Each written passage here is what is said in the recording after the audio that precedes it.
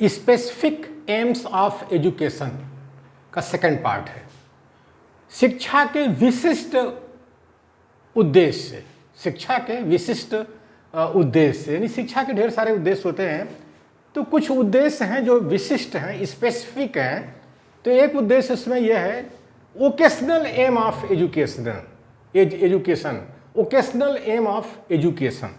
इसका मतलब है शिक्षा का व्यावसायिक उद्देश्य, शिक्षा का व्यावसायिक उद्देश्य। इसका मतलब ये भी होता है कि जो शिक्षा है उसमें जो व्यवसाय की भी शिक्षा देनी चाहिए। लोग अपनी रोजी रोटी कमाएं, जैसे डॉक्टर हैं, इंजीनियर हैं, वकील हैं, ऐसे टेक्नीशियन हैं, ऐसे किसान हैं, तो इनके लिए भी शिक्षा होनी चाहिए। ये पढ़े लिखे होने चाहिए। ऐसा नहीं कि पहले प्राचीन काल में शिक्षा जो है सबके लिए थी ही नहीं, 1% लोगों के लिए शिक्षा थी या उससे भी कम शिक्षा थी, तो बाकी लोगों को अशिक्षित रखा गया हमारे भारत देश में। लेकिन अभी सारी दुनिया में ऐसा चल रहा है कि शिक्षा का एक उद्देश्य व्यावसायिक भी होना चाहिए, कि लोग अपनी रोजी रोटी चला सकें। शिक्षा का उद्देश्य एक ये भी होना चाहिए। Education with vocational aim will balance the distinctive capacity of the individual with social service, इसका मतलब ये होता है व्यावसायिक उद्देश्य के साथ शिक्षा व्यक्ति की सामाजिक सेवा के साथ अलग क्षमता को संतुलन देगी। मतलब जैसे लोग कहते हैं ना कि जो आदमी शिक्षित हो गया है वो समाज की सेवा करे, लेकिन अगर आदमी शिक्षित है, अगर उसका कोई रोजी रोटी नहीं है, व्यवसाय नहीं है, जैसे आज हम भारत देश में देख रहे हैं सारे शिक्षित, हमारे ढेर सारे शिक्षित सब सड़कों पर घूम रहे हैं, उनके लिए कोई रोजी रोटी नहीं है, शिक्षा स्वास्थ्य रोजगार नहीं है, तो ऐसे लोग सामाजिक सेवा क्या करेंगे?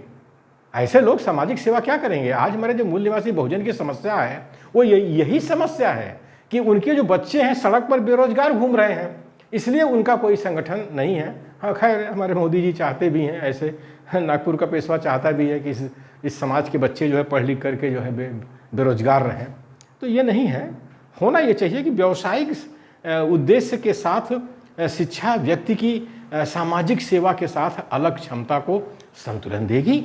यानी व्यावसायिक शिक्षा का व्यावसायिक उद्देश्य भी होना चाहिए और शिक्षा का उद्देश्य सामाजिक सेवा भी होनी चाहिए। दोनों को जब मिला करके हम चलेंगे तो एक बैलेंस बनेगा, संतुलन बनेगा और लोगों को रोजी रोटी मिलनी चाहिए शिक्षा के साथ, और शिक्षा ऐसी होनी भी चाहिए। In a democratic society, every individual has to be an independent member of the society, earning his own living. एक लोकतांत्रिक समाज में प्रत्येक व्यक्ति को समाज का स्वतंत्र सदस्य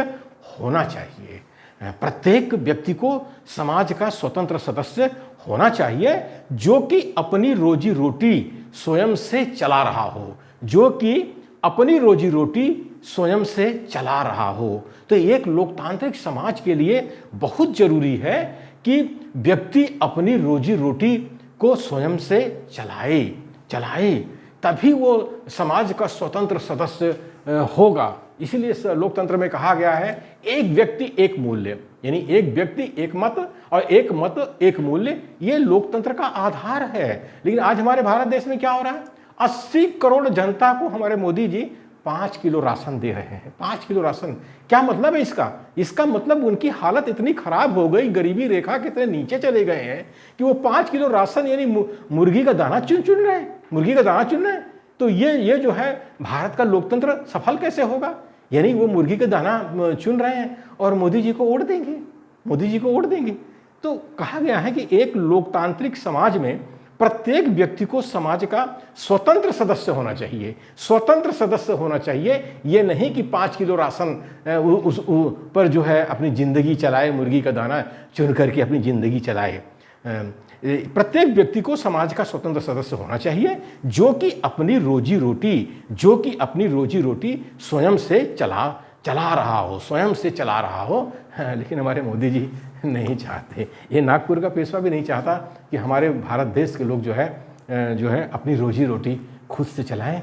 वो जो है 5 किलो राशन से चाहता है कि ये 5 किलो राशन के लिए तरसें, मुर्गी के दाना के लिए तरसें और हमको वोट दें। ये वोट बैंक बना रहा है 80 करोड़ जनता को। Knowledge gained is useless if an individual cannot make both ends meet. ज्ञान अर्जित करना व्यर्थ है यदि एक व्यक्ति अपनी 2 जून की रोटी नहीं कमा सकता।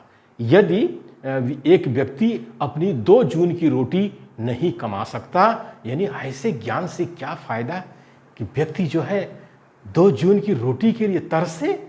आज जो हमारे भारत देश में 2023 में तो हम देख रहे हैं, वो दिन आ गया कि पढ़े लिखे जो हमारे बच्चे हैं वो सड़कों पर बेरोजगार घूम रहे हैं। चाहे वो डॉक्टर हो, चाहे इंजीनियर हो, चाहे वकील हो, चाहे कोई भी उच्च शिक्षा भी ले लिया विश्वविद्यालय स्तर की, तो भी वो बेरोजगार घूम रहा है। तो वो 2 जून की रोटी नहीं कमा पा रहा है। तो कहा गया है कि ज्ञान अर्जित करना व्यर्थ है यदि एक व्यक्ति अपनी 2 जून की रोटी नहीं कमा सकता। Knowledge gained is useless if an individual can not make both ends meet. यानी पढ़ लिख करके 2 जून की रोटी न कमा सके, ऐसी शिक्षा किस काम की है? Man does not live by bread alone. मनुष्य केवल रोटी से जीवित नहीं रह सकता। ये खास करके मार्क्स के लिए ये सही है। मार्क्स ने जैसे आर्थिक सिद्धांत को ज़्यादा जोर दिया कि मनुष्य की जो है आर्थिक उन्नति होनी चाहिए, लेकिन देखा ये गया है कि आर्थिक उन्नति के साथ साथ मनुष्य के पास एक दिमाग है, वो जो है खोजबीन करता रहता है, भले ही भूख से मर रहा हो, लेकिन देव देवी को जो है दान दक्षिणा चढ़ाता रहता है, लड्डू चढ़ाता रहता है। तो उसी को देख करके बाबा साहब ने कहा था कि मनुष्य केवल रोटी से जीवित नहीं रह सकता, उसको सही शिक्षा मिलनी चाहिए, सही धर्म भी मिलनी चाहिए, सही समाज सेवा भी मिलनी चाहिए। ये नहीं कि देव देवी के पीछे दीवाना रहे और भूख से भी मर रहा है, लेकिन देव देवी को जो है जरूर जो है दान दक्षिणा देना चाहिए। ये मनुष्य की फितरत है, मनुष्य का ऐसा स्वभाव है। तो कहा गया कि man does not live by bread Elon.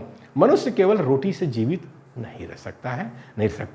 ये मनुष्य की प्रकृति है। वो अपने दिमाग से कुछ सोचता है, इस दुनिया के बारे में सोचता है और कि दुनिया कैसे बनी है। तो वो इसीलिए जो है वो धर्म कर्म में लग जाता है, देव देवी के पीछे लग जाता है, कोई एक देव के पीछे लग जाता है, कोई जो है ढेर सारे देवों के पीछे लग जाता है, और कोई जो है बजरंग बली के नाम से वोट मांगता है।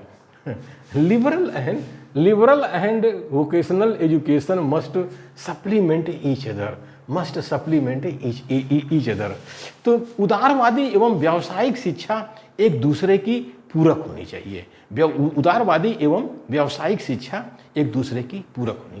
कहने का मतलब ये है कि लोगों को व्यावसायिक शिक्षा भी मिलनी चाहिए, जिससे वो अपनी रोजी रोटी चला सकें, और साथ में एक लिबरल एजुकेशन भी मिलनी चाहिए, उदारवादी शिक्षा भी मिलनी चाहिए, जिससे कि जो व्यक्ति दिमाग से अपने सोचता है कि ये दुनिया कैसे बनी है, ये समाज कैसे चलेगा, इस तरह की जो बातें सोचता है, तो वो बातें भी सोच सके। अब जो शैतान है उनको ये बात पता है कि मनुष्य जो है भले ही भूखा रहे, लेकिन देव देवी को मानता है, ऊपर वाले को मानता है, उनको दान दक्षिणा देता है। इसीलिए जो है वो शैतान सबसे ज़्यादा देव देवी की पूजा करवाता है और उसका पुरोहित बन जाता है। भारत में तो साफ साफ दिखाई दे रहा है।